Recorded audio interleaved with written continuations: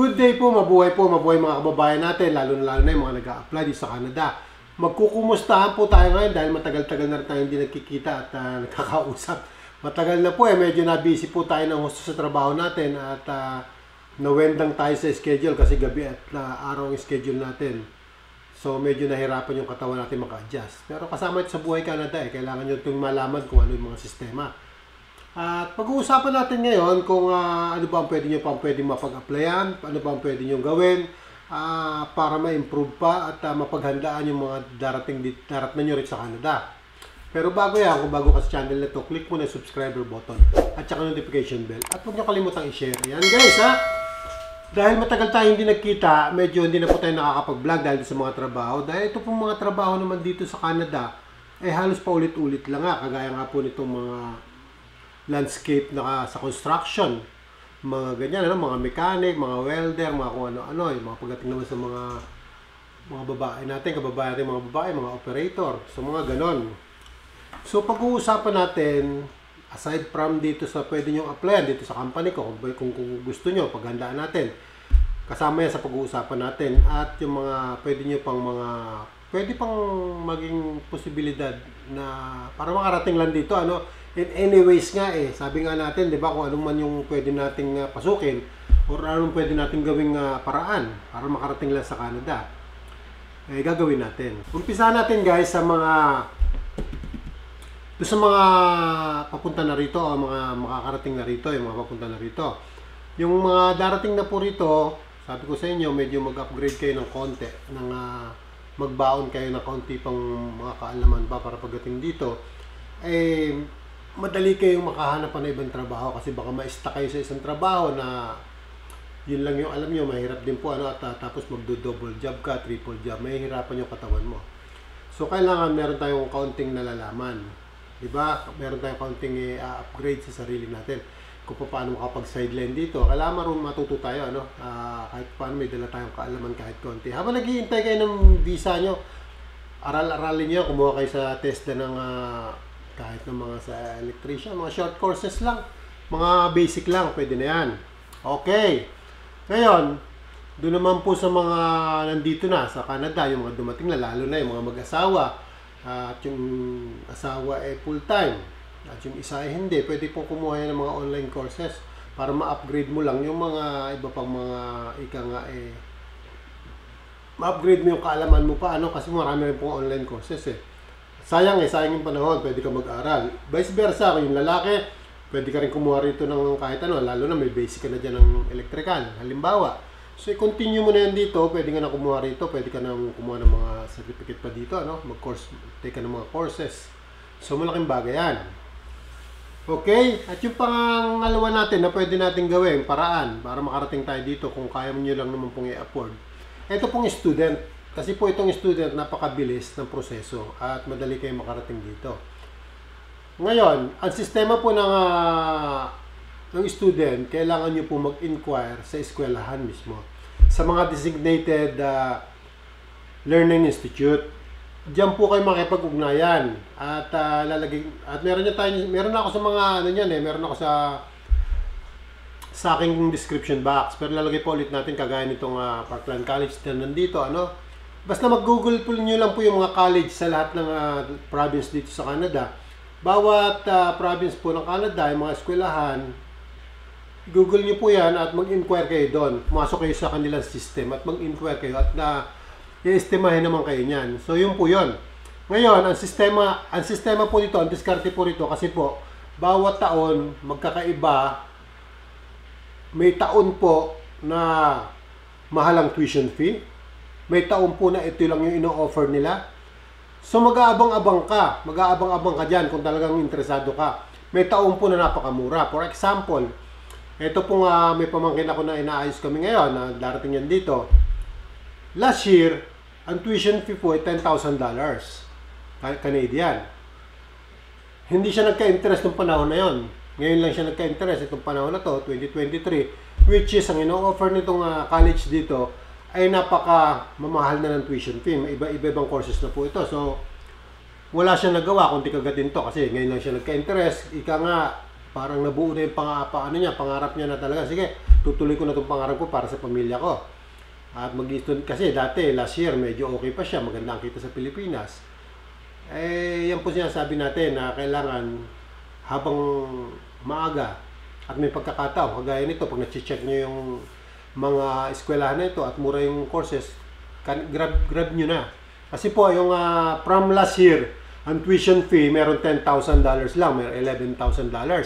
So, ano po yan, medyo magamgaan sa bulsa yan. Kasi ito pong sa ngayon is 19,000. Ang tataas na ng ngayon, tuition fee, no? 19,000 plus magkakaroon ka pa ng kailangan mo ng security fund mo sa bangko. Parang show money mo sa bangko, kailangan mo ng another 10,000 pa dyan para sa proof of funds, para meron kang tutuluyan kahit na may kamag-anak ka. Yun ang sistema dyan, ano? So may kamag-anak ka naman po na halimbawa na nandito sa Canada, pwede mong magamit yan na siya ang tutuluyan mo, pero nakalagay pa rin yung funds mo ron. At kung medyo kinakapos, pwede rin po siguro mapaluwalan ng mga kamag-anak natin yan na kasi ano po yan man yan, isusoli mo ka agad yan eh. After na dumating ka na rito, nakatungtong ka na ng Canada at nandito ka na, tumutuloy ka na sa kanila, pwede mo nang isoli yung perang show money mo. Pwede mo nang isoli sa kanila yan kasi hindi mo na po magagamit yan, kagaya yan, parang pamasahin na lang gagamitin mo, tapos magkakaroon ka na rito ng part-time job, so kikita ka na. At kung tinutuluyan mo naman ay kamag-anak mo, syempre kahit paano, tumutulong-tulong ka dyan, ay malaking tipid na yon. Ito po, yung ibang usapan to sa mga walang kamag-anak. Yung ano po nyo, yung show money nyo, proof of funds nyo, yun po yung gagamitin nyo pang upa nyo ng room, pang kain nyo, sa buong season, buong, anong tawag dyan, yung eskwela nyo, buong taon. So, kahit meron po tayong trabaho, mababawasan yon, malaki mababawas doon kasi umuupa ka, magagastos mo yon. Hindi kagaya nung meron kayong kamag-anak sa Canada na pwedeng tumuloy kahit sa basement lang halimbawa. Kagaya ko, meron ako ditong basement na available, so pwede siyang tumuloy dyan. Pansamantala, pagka naka-stable na siya, medyo maganda-ganda na yung kanyang kita dahil ang proof of funds naman niya, halimbawa, kung hinira mo lang, pwede mo na isoli ka agad, so wala kang problema, di ba? Pwede ka na lumipat. So yun po yun ang sistema ng student, di ba? Kung may kamag-anak kayo sa Canada, mas maganda, mas mainam. At kung meron kayong kamag-anak sa ibang, kahit na hindi sa Canada lang, sabagay, dito kayo mag-aaral, so kailangan na dito talaga yung kamag-anak nyo. At kung saan yung kamag-anak nyo nakatira, sa province, kailangan po ay doon kayo maghanap ng college na yung applying student. Mahirap yun nandito kayo sa Saskatchewan, tapos nasa Alberta yung kamag-anak nyo. Sayang din yung iuupa nyo. So, doon kayo kukuha. So, yun ha. Ngayon. Ito naman yung pangatlo. Tungkol naman dito sa kagaya ng sa trabaho ko dito sa company ko. Dahil sa lawak nga ng explore dito, pwede mo ma-explore, malawak. Kaya ito, kadugtong pa rin sinasabi ko sa inyo na kung ikaw, halimbawa, nandito ka na sa Canada, pwede kang kumuha ng halimbawa, mag-take ka ng kung gusto mo ng $60 per hour, no? Para ka na rin ng mga nurses niyan. Yung pong power engineering sa boiler. Yan tip ko sa inyo yan sa boiler. Power engineering sa boiler, marami tayong kaibigan dito mga Pilipino na nag-upgrade lang, nag-aaral ngayon. Dumaan din sila dito sa ibang department, pero ngayon dahil masipag mag-aaral, nandun na sila sa talagang nasa boiler na sila. At yun nga, dito po kasi pwede kang first year mo ng power engineering mo, second year ng power engineering mo, okay lang yan kasi nag-OJT ka doon. Pag nakaka fourth class ka ng power engineering, ay yan po, ang talaga napakaganda na ng stable na napakagandang kita. Yun po ay para sa mga bata pa.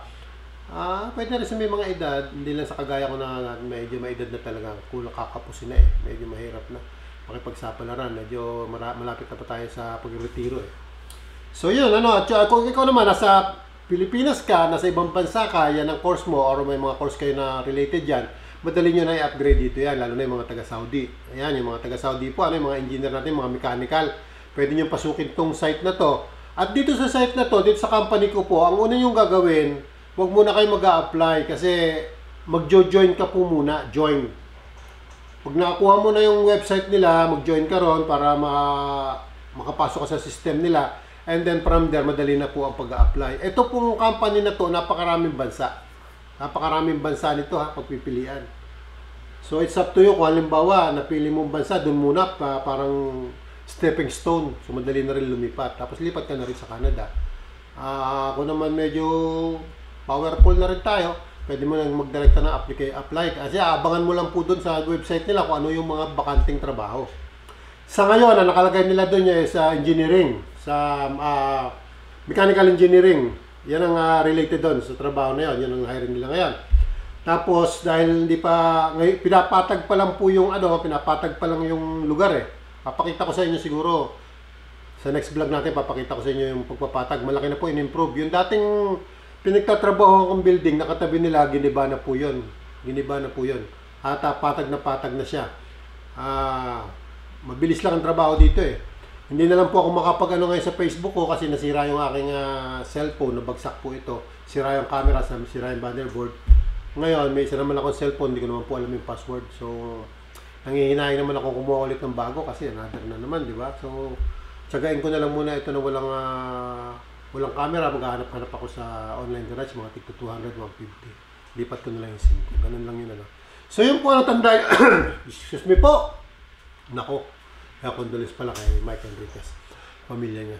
At yun guys, yun yung ating topic sa araw na ito.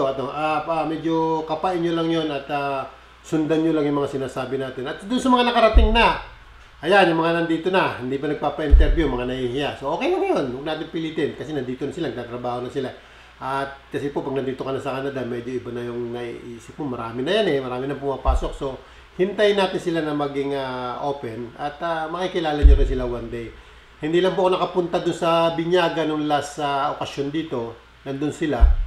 At kasi nga po, nights tayo nun. So medyo puyat tayo. Hindi ako nakabangon. So, pero makikilala nyo rin. Abangan nyo rin. Marami na rin kasi dito eh. At yung mga binigyan natin ng mga employer, yung last time na interview na sila dito sa sinabi natin mga company. Good luck sa inyo. Good luck sa lahat ng mga nag-a-apply. Ayan, God bless po. Pasensya na kayo. Madala tayo makapag-upload. Pero tatry natin sa mga susunod na panahon. Medyo nag-a-adjust pa po yung katawan ko eh. Imagine nyo, pasok ka ng 6 o'clock sa nights. Tapos uwi ka ng 6:30 o 7. Medyo mahirap po eh. Medyo, ganun talaga trabaho dito eh. Medyo sasanayin mo lang katawan. Hindi pa lang po sanay. Pero malapit-lapit na masanay. Ngayon nga, nagbablog ako. Parang yung mata ko, bumabagsak eh. Medyo antok pa ako. Pero okay lang po. Ang balik ko na, days na.